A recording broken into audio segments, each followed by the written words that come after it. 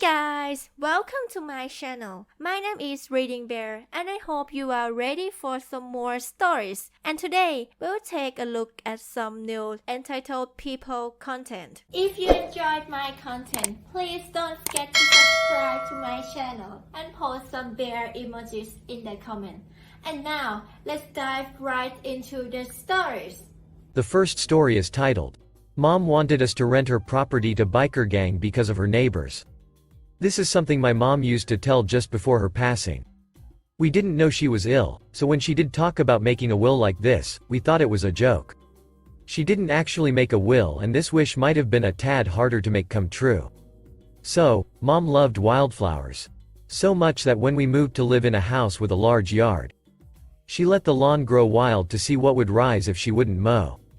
Soon she had a wild field of old flowers from ages ago, which were brought in my country during 1880s, says Wikipedia. All sort of flowering plants took over and of course neighbors noticed. Daisies, roses, so many flowers that grow in forests and abandoned gardens. At first Mom was approached with respect. People wanted seeds or cuttings of her flowers and she was happy to share both knowledge and plants. Then the gossip started. Next door neighbor was at first quite normal woman in her late 40s. She begged my mom to plant some of the wildflowers on her lawn, then had my mom helping with her property. Mom had serious back pain, shoulder injury that stopped her work and got her on disability pension, and she had severe asthma. This neighbor had mom try perfumes, work on her own flower beds and care her lawn cause, it's nothing as you care of your own yard anyway. When this neighbor told my mom she would love to buy this property as the wildflowers were so pretty this would make a perfect lawn to enlarge her backyard, my mom had enough. At the same time someone else from the neighborhood had made complaints of the children's toys my nibblings had left on my mom's driveway. She didn't have a car. So, Mom got orders to clean up the property. She actually got a photo of her yard and was pointed that the toys should not be there.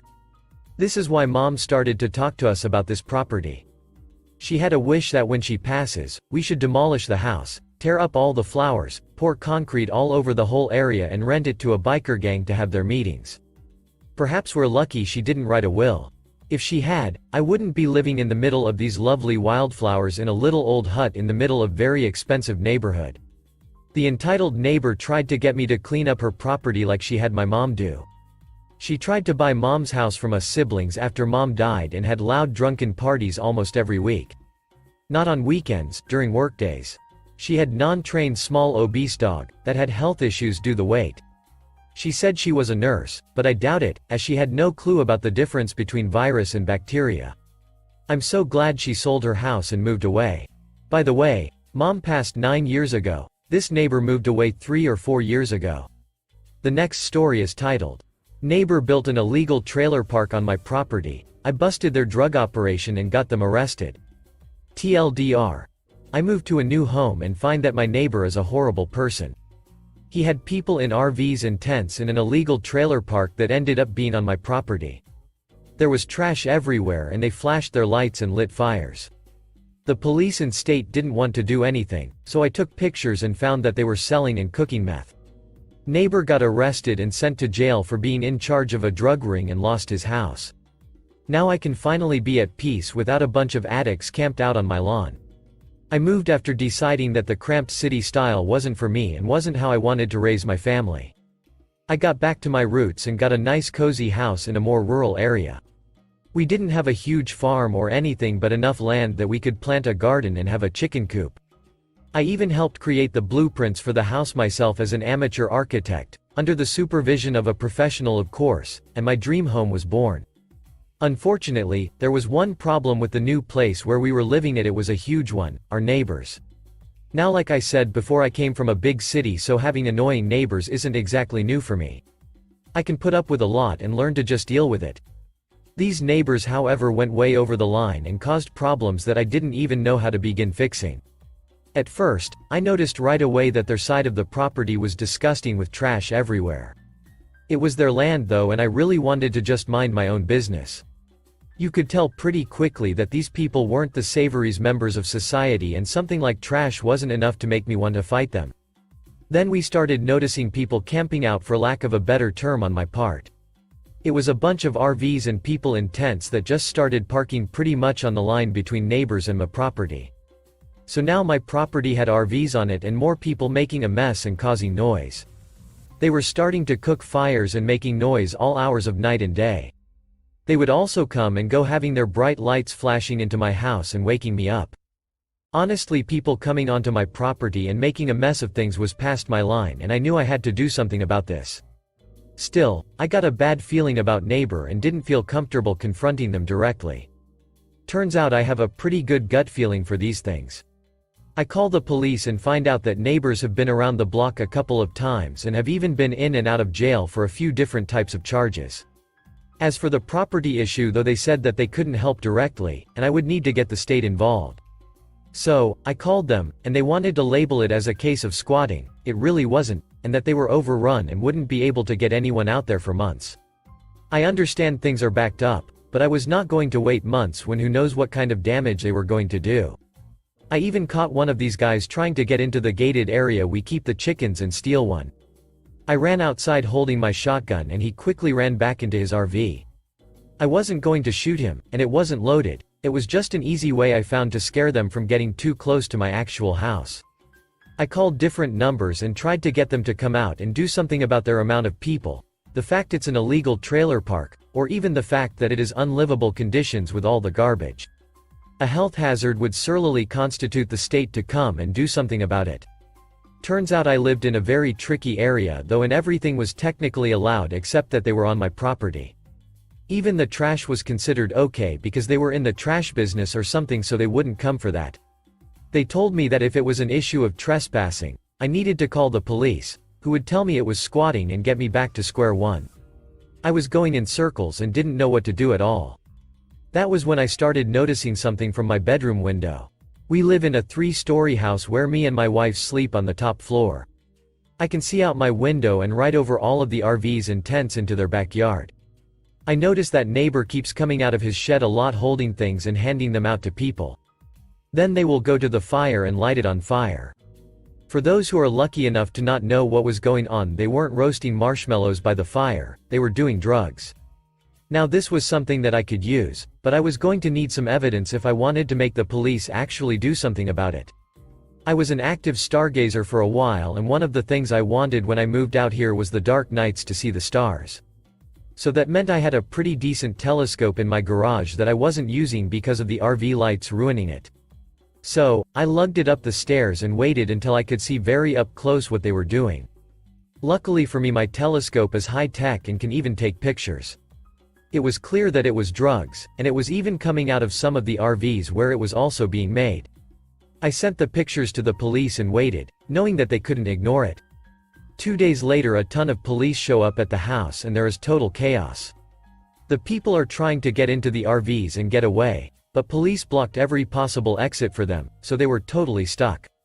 At the end of a lot of confusion, I counted no less than 20 people being arrested, including neighbor, of course. Turns out neighbor was cooking meth and the people in the RVs were either helping or were just the people buying off of them. Meth is one of the drugs that I guess is taken more seriously. I only know it from TV shows, so there was no way they could just get away with it. I still wish they would have gotten in trouble for the illegal trailer park, but this worked just as well. Turns out the operation was big enough that neighbor was considered a major drug dealer and they went after him far more severely than everyone else. I don't know who they were, so I couldn't follow their case, but neighbors I could, and what I found out was amazing. He tried to go to court and use a defense that the police didn't have the right to arrest him for cooking meth since they were doing it on his property. It was actually my property, but like I said, I'm the only one that cared about that. Obviously that excuse didn't really hold up in court and he was found guilty and sent to jail. With him gone, his property actually landed on the state to take care of and make sure it was good, so they came and cleaned it up, and of course all evidence of the meth lab were gone. Now it looked like a normal yard, and I was finally happy with my property and land. I could sleep at night without worry, and I could go out and tend to my garden and chickens without the fear that a bunch of guys high on meth were trying to get into them. Honestly, I wouldn't be surprised if they were trying to steal my chickens because they thought while they were high, they could eat it or something. Anyway, that is the story of how I tried to get my neighbor arrested for trespassing on my property and ended up busting an entire meth ring. The next story I titled, Entitled uncle thinks he deserves a property for free. So, this actually happened to my dad. The characters. EU for entitled uncle and dad for dad. Some background. My dad comes from an extremely poor family. He was the youngest of 7 children and he moved out of their native country to find a better job when he was around 16. Because my father was the youngest and the one who had to immigrate by his own when he was still a kid, my grandpa decided to leave a piece of land as his inheritance. My dad started to send money monthly to build a house and 2 apartments. They were meant to be rented. Anyways, years had passed and sadly, my grandpa died. He always made it clear that this property belonged to my dad. My grandma preferred to move out to this house because it was in a quieter neighborhood. So, by this point, there were already some problems within the family regarding my grandpa's will. To protect this property, my dad decided to change the ownership to my grandma's name, because it was the only way to make sure no one tries to do anything with it. So, for a few years, everything was going well. My grandma rented the apartments, and it was great because the tenants were nice, and my grandma had a source of income as in Latin America. Retirement means poverty. Everything was cool. One day, out of nowhere, entitled uncle comes during holidays to visit grandma, 75 years old, and somehow tricked her into giving away this house. He hired some lawyers and did all the paperwork and now the house is his. First thing he does. Kicks out the tenants and starts moving with all his family, even his grandchildren.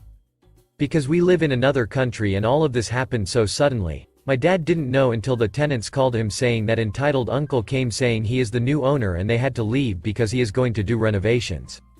So, my dad calls entitled uncle to ask what the hell is going on.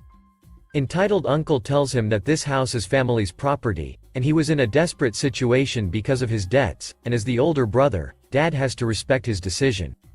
It's important to mention that all the other siblings were in entitled uncle's side.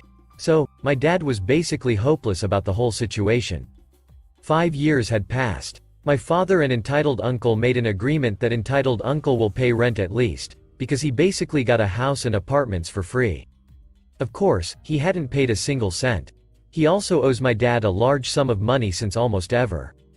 Every time they encounter, entitled uncle avoids the topic and refuses to pay anything. Also, it's not like uncle is still struggling financially. We heard from some people that he paid his debts years ago. He's actively denying paying my father after he worked his butt off to build this property. He just doesn't care. I guess this time, entitled person 1. The last story is titled, Kids get lost at river, lady tells them, you're trespassing on private property, get off. TLDR. Got lost on a river. Karen tells us to get off her private property, we're trespassing. I just want to start off by saying if you see a child that says they're lost, please help them. Cast. Me, 15 female. Brother, 13 male. Cousin 1, 10 male. And cousin 2, 8 female. A couple weeks ago I was visiting family out of state. My brother and cousin 1 went kayaking out on a river and went out of sight. After about 5 minutes or so, cousin 2 and I went after them. We didn't go after them immediately because I was still inflating my kayak. After cousin 2 and I set off, we completely forgot to look for them and started playing around. The river was a one-way river, and soon after lost track of time. After I'd say half an hour or so cousin 2 started to get worried about getting lost. So I was telling her that we would find brother and cousin 1 soon and then we could go back. I was also getting kind of worried, but don't tell her that. So, for the next couple hours, we went down the river trying to find my brother and cousin because if we were scared, they were probably terrified. I was trying to distract my cousin and pretend I wasn't scared too. After a couple hours we decide that we should get some help because the land wasn't familiar, and we thought we ventured too far. We came across a nice-looking house and decided to get out. We were looking for a front door to knock on when the Karen-looking woman came out and asked in a rude tone, "What are you doing on my property? You should not be here." Mind you, a 15 and an 8-year-old were outside her house soaking wet next to a river. We told her that we got lost kayaking and she interrupted saying that she didn't care and, "Didn't you see the no trespassing signs?" We told, "No we didn't but we got lost. Can you tell us how to get back to resort?" She told us that it was a couple hours downstream. No it wasn't. What it actually was a very dangerous river that could have killed us, and to just keep kayaking. We thanked her and left. After about another 20 minutes or so I got fed up and said either we ask this house now to use their phone or we turn back. Cousin 2 said she didn't want to be yelled at again, so let's turn back. We did, and about where the property was that yelled at us, we found a drone.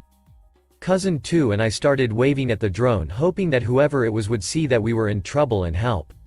Then I found an old man a few feet away and asked him if he could help us. About then Cousin 2 heard someone calling my name. I heard it too and we were rescued. The same lady that turned us away acted all happy that we were finally found. It turns out that our extended family were looking for us for a long time and we had floated farther down than they thought. We floated 3 miles in 3 hours. What ended up happening was that my brother and cousin 1 had gotten out of the water and walked along the shore back to where the rest of the family was. It also turned out that we floated our kayak into a gated community, and it took the police forcing them to open the gate for them to actually do it. And another kicker, people get lost on that river often, and the only thing the resort did was put an orange bucket in a tree that's supposed to signal dangerous waters ahead. But it's not even that obvious. You have to be looking for it to even notice it. They didn't tell anybody that I know of that you could get lost there. So, yeah, that's my entitled person story. Thanks for listening.